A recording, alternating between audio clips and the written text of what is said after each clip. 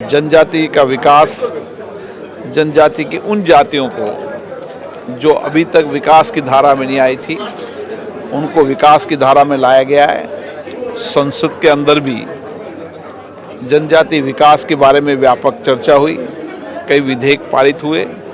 मैं कह सकता हूं कि भारत की संसद ने जनजाति क्षेत्र के विकास और उनके जीवन को परिवर्तन करने के लिए कई कानून भी पारित किए और नीतियां, कार्य योजना भी बनाई, जिससे उनका सामाजिक आर्थिक कल्याण हो सके।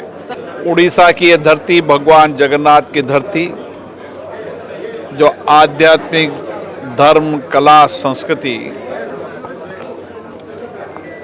की धरती है, और दुनिया के अंदर भी उड़ीसा के मूल रहने वाले अलग अलग देशों के अंदर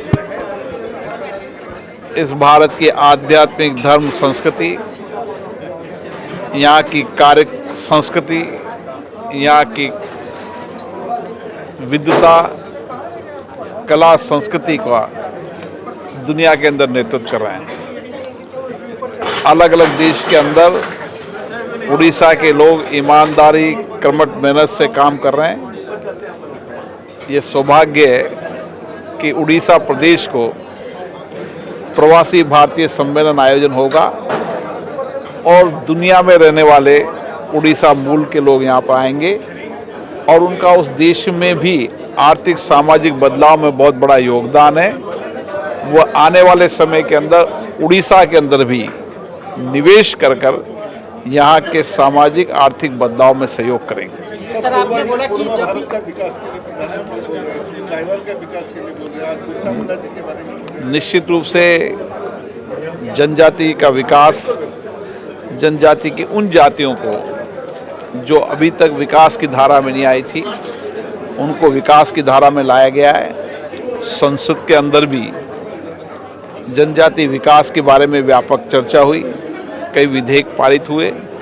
मैं कह सकता हूं कि भारत की संसद ने जनजाति क्षेत्र के विकास और उनके जीवन को परिवर्तन करने के लिए कई कानून भी पारित किए और नीतियां, कार्य योजना भी बनाई, जिससे उनका सामाजिक, आर्थिक कल्याण हो सके। सर, आपने बोला कि जब भी उड़ीसा आते हैं आपको नई ऊर्जा मिलती है। निश्चित रूप से ये धरती भगवान जगन्नाथ की धरती है, और जब भगवान जगन्नाथ की धरती पे आते हैं तो नई ऊर्जा, नई सामर्थ्य मिलता है, ताकि हम लोकतांत्रिक संस्थाओं को और सशक्त, मजबूत कर सकें और लोकतांत्रिक संस्थाओं के माध्यम से लोगों की अपेक्षाएं, आकांक्षाएं पूरी कर सकें और जवाबदेही के साथ जनप्रतिनिधि काम करेंगे।